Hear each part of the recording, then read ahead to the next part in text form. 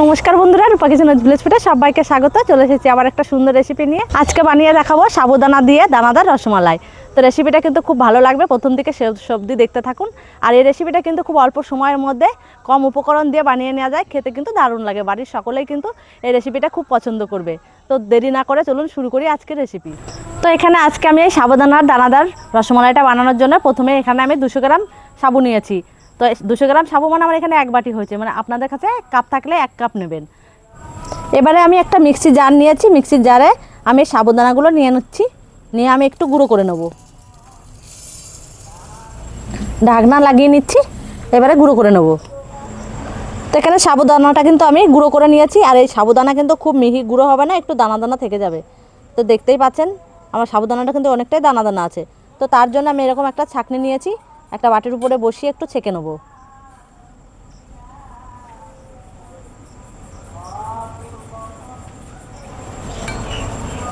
তো এখানে সাবুদানাটা আমি খুব ভালো করে চেলে নিয়েছি।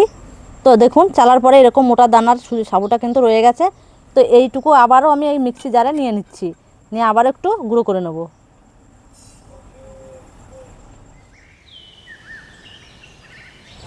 তো বাকিটা কিন্তু গুঁড়ো করে আমি একইভাবে চেলে নিয়েছি। তো পুরোটাই আমি চেলে নিয়েছি। এবারে আমি সাবুদানাটাকে একটু সাইড করে রেখে দিচ্ছি প্রথমে। এবারে আমি এদিকে একটা উনুন ধরিয়ে কড়াই বসিয়ে নিয়েছি, আর 500 গ্রাম লিকুইড দুধ নিয়েছি। তো দুধটা এবারে ভালো করে জাল করে নেব। আর এই দুধটাকে কিন্তু জাল করে অর্ধেক করে নিতে হবে, যেহেতু আমি 500 গ্রাম লিকুইড দুধ নিয়েছি। এটা কিন্তু আমাকে 250 গ্রাম বার করতে হবে। এখানে দুটো মুখ ফাটানো এলাচ নিয়েছি, এলাচ দুটো আমি দুধে দিয়ে দিচ্ছি। ভালো করে নাড়াচাড়া করে দুধটাকে কিন্তু জাল করে করে অর্ধেক বানিয়ে নেব। তো এখানে দেখুন দুধটা কিন্তু আমার অনেকটাই ফুটছে, আর ফুটে দেখুন উপর দিয়ে একটা সরও উঠেছে। তো এই দুধটা জাল দিতে দিতে আমার ছোটোবেলার একটা কথা মনে পড়ে গেল। ছোটোবেলায় মা ঠাকুমাদের দেখতাম এইভাবে ঘন করে দুধ জাল দিয়ে সেই দুধটা পাহারা দিতে দিত আমাদেরই ছোটো ছোটো ভাই বোনদের। কিন্তু মজার বিষয় হলো কি বলুন তো, আমরা এই ছোটো ছোটো ভাই বোনরা যখন এই দুধের সরটাকে পাহারা দিতাম, আমরা নিজেরাই চুরি করে খেতাম। তা আপনারা কে কেমন এইভাবে খেয়েছেন কখনো, তাহলে অবশ্যই কমেন্ট করে জানাবেন। তো গল্প করতে করতে দেখতেই পাচ্ছেন আমার দুধটা কিন্তু অনেকটাই কমে এসেছে, আর অনেকটা ঘনও হয়ে গেছে। তো এবারে এই দুধের মধ্যে দিয়ে দিচ্ছি আমি চিনি স্বাদ মতো। তো আপনারা আপনাদের পছন্দ মতো দিয়ে দেবেন। এরপরে নিয়েছি হাফ বাটির মতো আমি এখানে গুঁড়ো দুধটা মিশিয়ে দিচ্ছি। গুঁড়ো দুধটা দিলে কিন্তু এই দুধটা একটু মালাই টাইপের হয়ে যাবে, খেতে ভালো লাগবে। চিনি আর গুঁড়ো দুধটাকে ভালো করে দুধের সাথে মিশিয়ে দেবো। মিশিয়ে দিয়ে আবারও কিছুক্ষণ এইভাবে ফুটিয়ে নেব, তাহলে দেখবেন দুধটাকে কিন্তু সুন্দর একটা মালাই তৈরি হয়ে যাবে। তো এখানে দেখতেই পাচ্ছেন দুধটাকে কিন্তু আমি জাল দিয়ে অনেকটাই ঘন করে নিয়েছি, আর সুন্দর একটা মালাই তৈরি হয়ে গেছে। তো এই দুধটাকে কিন্তু এবার আমি নামিয়ে একটু সাইড করে দেবো। এবারে আমি সাবুদানার যে আমি গুঁড়ো করে রেখেছিলাম এটাকে একটু মাখিয়ে নেবো, মানে একটু ডোয়ের মতো তৈরি করে নেব। এবারে আমি এখানে নিয়েছি 1 বাটি উষ্ণ গরম জল।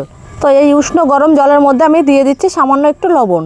তো এবারে আমি নিয়েছি এখানে লিকুইড ফুড কালার। এটা আমি অনলাইনে অর্ডার দিয়ে নিয়েছি, আপনারা চাইলেও কিন্তু অনলাইনে অর্ডার দিয়েও নিতে পারেন, আবার যে কোনো দোকান থেকেও নিতে পারেন। এইটা যদি অর্ডার দিতে চান তাহলে আমার ডেসক্রিপশনে নিচে লিঙ্ক দেওয়া আছে, অবশ্যই ওখান থেকে দেখে নেবেন। তো এই লিকুইড ফুড কালার থেকে আমি 1 থেকে 2 ফোঁটার মতো ফুড কালার নিয়ে নিচ্ছি, খুবই সামান্য নিয়েছি।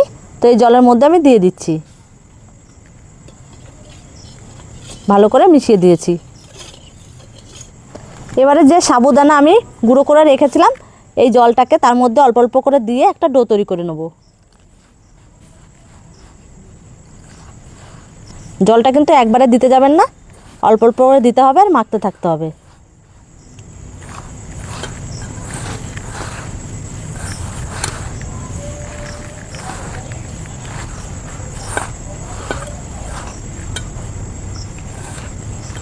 তো এখানে আমি সুন্দর করে কিন্তু সাবুদানাটাকে একটা ডোয়ের মতো করে মেখে নিয়েছি।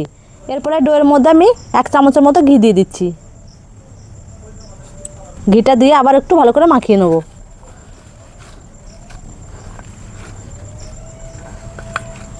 এবারে আমি এখান থেকে অল্প অল্প করে লেচির মতো নিয়ে নেব, একটু হাতের মাঝে দিয়ে 2 হাতে তালুতে দিয়ে একটু গোল করে নেব। ঠিক আমরা যেরকম রসগোল্লা বানাই ঠিক সেই রকমভাবে কিন্তু আমি গোল করে বানিয়ে নিয়েছি। কতটা সুন্দর দেখতে হয়েছে। একটা প্লেটের মধ্যে নিয়ে নিচ্ছি। একইভাবে আবারও প্রত্যেকটাই বানিয়ে নেব।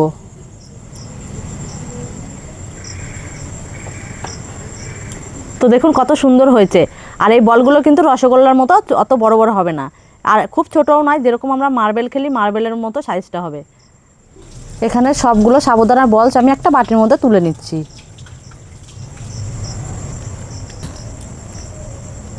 এখানে সুন্দর করে একটা বাটির মধ্যে সব বলগুলো আমি তুলে নিয়েছি। এবারে বলগুলো আমি একটু গরম জলে ভাপিয়ে নেব। তার জন্য উনুন ধরিয়ে আবার উনুনের উপর একটা কড়াই বসিয়ে নেব, আর কড়াইতে কিছুটা জল দিয়ে দিচ্ছি। এবার এখানে দেখতেই পাচ্ছেন জলটাকে কিন্তু গরম করে নিয়েছি।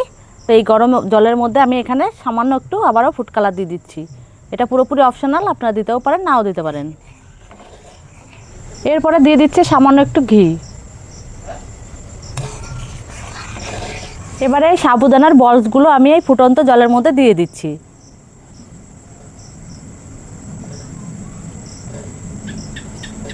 একসঙ্গে অনেকগুলোই দেওয়া যাবে, আমি একসঙ্গে অনেকগুলোই দিয়ে দিচ্ছি। আর বলসগুলো গরম জলে দিয়ে কিন্তু বেশিক্ষণ জাল করা যাবে না, 1 মিনিটের মতো একটুখানি ফুটিয়ে নিলেই হবে। তো এবারে দেখুন এই বলসগুলো কিন্তু আমি দিয়ে দিয়েছি। এই বলগুলো কিন্তু 1 মিনিটের মধ্যে দেখবেন সবগুলো উপরে ভেসে উঠবে। যখন পুরোপুরি উপরে ভেসে উঠবে তখনই বোঝা যাবে যে এগুলো ঠিকঠাকভাবে কিন্তু সেদ্ধ হয়ে গেছে। তো এই দেখুন সবগুলোই কিন্তু একে একে উপর দিকে উঠে আসছে। কতটা সুন্দর দেখতে লাগছে দেখুন, একবার দেখে বোঝাই যাচ্ছে না যে এগুলো সাবুদানা দিয়ে তৈরি। তো সবগুলো কিন্তু উপরে ওঠার পর 1 মিনিটের মতোই আমি ফুটিয়ে নিয়েছি। এবারে আমি কড়াই ধরে নামিয়ে নিচ্ছি। এবারে কড়াই ধরে নামিয়ে আমি একটা ছাঁকনির উপরে নামিয়ে নেবো। তো এরকম একটা ছাঁকনি নিয়েছি, ছাঁকনির উপরে ঢেলে নিচ্ছি। সঙ্গে সঙ্গে কিছুটা ঠান্ডা জল দিয়ে আমি ভালো করে ধুয়ে নেব।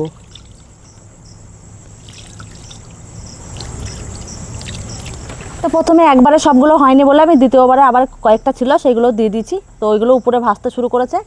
দ্বিতীয়বার এগুলো হয়ে গেছে, এগুলোও নামিয়ে নিচ্ছি একইভাবে।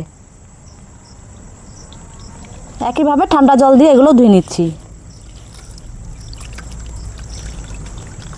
তো দেখতেই পাচ্ছেন এখানে কতটা সুন্দরভাবে কিন্তু সবগুলো, কেউ কারো গায়ে লাগেনি। আর গায়ে লাগানো না লাগার কারণ হচ্ছে আমি ঠান্ডা জল দিয়েছি বলে। এভাবে কিন্তু কেউ কারো গায়ে লাগেনি। আর অবশ্যই ঠান্ডা জল দিয়ে ধুয়ে নিতে হবে এইভাবে। এখনও গরম আছে বলে আমি হাত লাগাতে পারছি না, একটু ঠান্ডা করে নেব। আর এখানে দেখতেই পাচ্ছেন সাবুদানাগুলো কতটা সুন্দরভাবে কিন্তু উঠে এসেছে, আর কতটা নরম তুলতুলে হয়েছে, আর কালারটাও যে কীরকম সুন্দর হয়েছে দেখুন একবার। তো এবারে একটা বাটি নিয়েছি, বাটির মধ্যে প্রথমে কয়েক টুকরো আমি বলগুলো দিয়ে দিচ্ছি। এবারে রেডি করে রাখা মালাইটা দিয়ে দিচ্ছি এর মধ্যে। আবারও কয়েক টুকরো বল দিয়ে দিচ্ছি উপর দিয়ে। একইভাবে মালাইও দিয়ে দিচ্ছি উপর দিয়ে। সুন্দর করে একটু সাজিয়ে দিতে হবে। প্রত্যেকবারে একইভাবে দিয়ে দেবো। একইভাবে সবগুলোই দিয়ে দিলাম। আর কতটা সুন্দর দেখতে হয়েছে একবার দেখুন। একইভাবে উপর দিয়ে আবারও মালাই দিয়ে দিচ্ছি। আর এই সাবুদানার দানাদার মালাইটাকে সুন্দর দেখতে লাগার জন্য আর টেস্টটা আরেকটু বাড়ানোর জন্য কিছুটা ড্রাই ফ্রুট ওপর দিয়ে আমি ছড়িয়ে দিচ্ছি।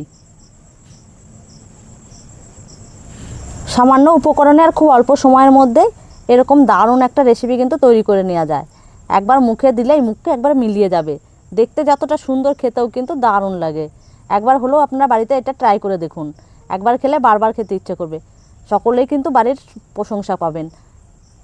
হঠাৎ করে কোনো অতিথি এলে এইভাবে একবার বানিয়ে খাইয়ে দেখুন, এত প্রশংসা করবে যে ভাবতেই পারবেন না। তো বন্ধুরা, সাবুদানার এই রেসিপিটা আপনাদের কেমন লাগলো জানি অবশ্যই একটা কমেন্ট করবেন, একটু লাইক শেয়ার করে দেবেন। আর যারা নতুন বন্ধু চ্যানেলটিকে সাবস্ক্রাইব করে ঘন্টিটা একটু বাজিয়ে রাখবেন। তো আবারও ফিরে আসবো অন্য কোনো সময় অন্য কোনো রেসিপি নিয়ে। ততক্ষণে ভালো থাকবেন, সুস্থ থাকবেন, সাবধানে থাকবেন।